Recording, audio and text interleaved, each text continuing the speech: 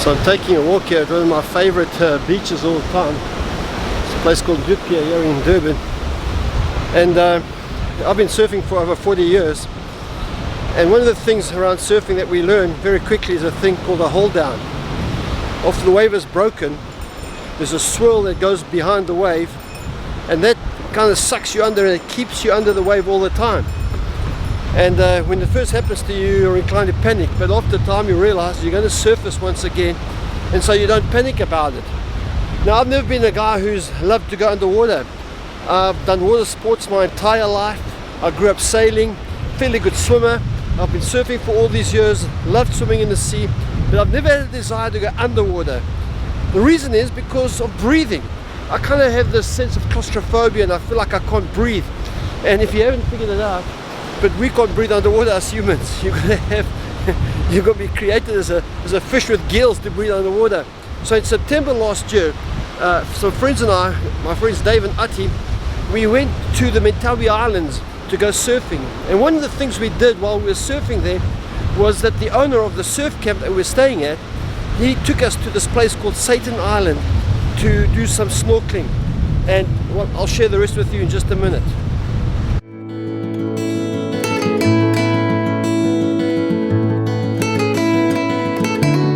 So we get to this island, and as we circle around the island, it becomes apparent that when we're going to dive into these caves and these tunnels underwater, and even this little bridge. Here's a picture of Dave going under the bridge, and then I follow after him. Those are the kind of things we're doing. So we snorkeling and we're diving down a bit, and then we come around this corner and we get to this first proper tunnel, because the one part of the island is here and there's another part here that is almost separate, and you either got to swim around or you're going to go through a tunnel where you come through on the other side and you can swim around the island this way.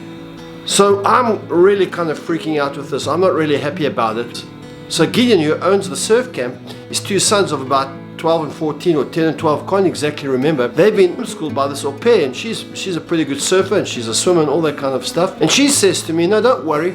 Once you go underwater, you'll see the tunnel and you'll see light at the end of the tunnel, and you'll know it's not a very long tunnel, you'll be fine. So I mean, what do? Either have to swim around this little island or I go through the tunnel. So here's the shot of me in my first attempt, and as I go underwater, you can see the shot. I'm actually already starting to panic and I don't feel like I've got enough breath to get through. So I pop up at the mouth of the tunnel and have to really, get a grip of myself, because I feel like panic wants to come on, and I know I can't panic because that's not going to help. So anyway, I decide, okay, this is it, I've got to go. And I take a deep breath, and here's the shot of me going under, and you can see that I'm really pushing hard because I'm not really getting the GoPro in the right position to get the shot exactly as it should be. But anyway, I pop out on the other end, and I really have to contain myself because I really want to have a kind of a panic attack. Anyway, it never happened. I never had a panic attack. I was sort of hyperventilating at the end of it, but boy, I didn't want to do any more of that stuff anytime soon again. Even though these little kids were doing it and this young lady was doing it, and Gideon was himself, doing these dives. They would go underwater into a tunnel, into a cave inside this island. Pretty daunting stuff, and for somebody who doesn't want to go underwater, this is just not for me.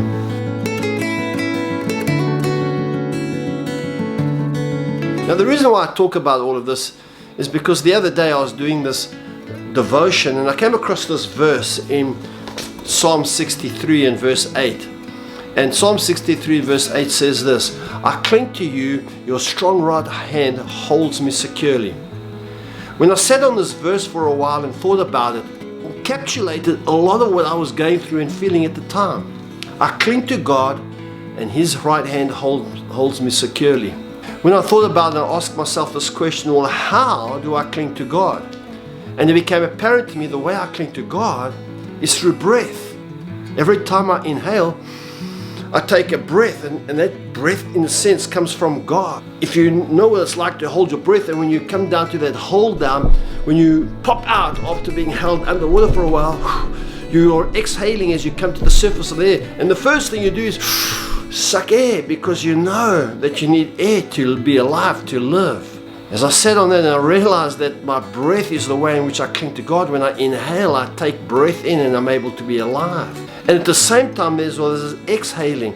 This exhaling was kind of letting go and knowing that at this stage I'm going to need more breath, and it's in that space of letting going that in a way God holds me securely with His right hand.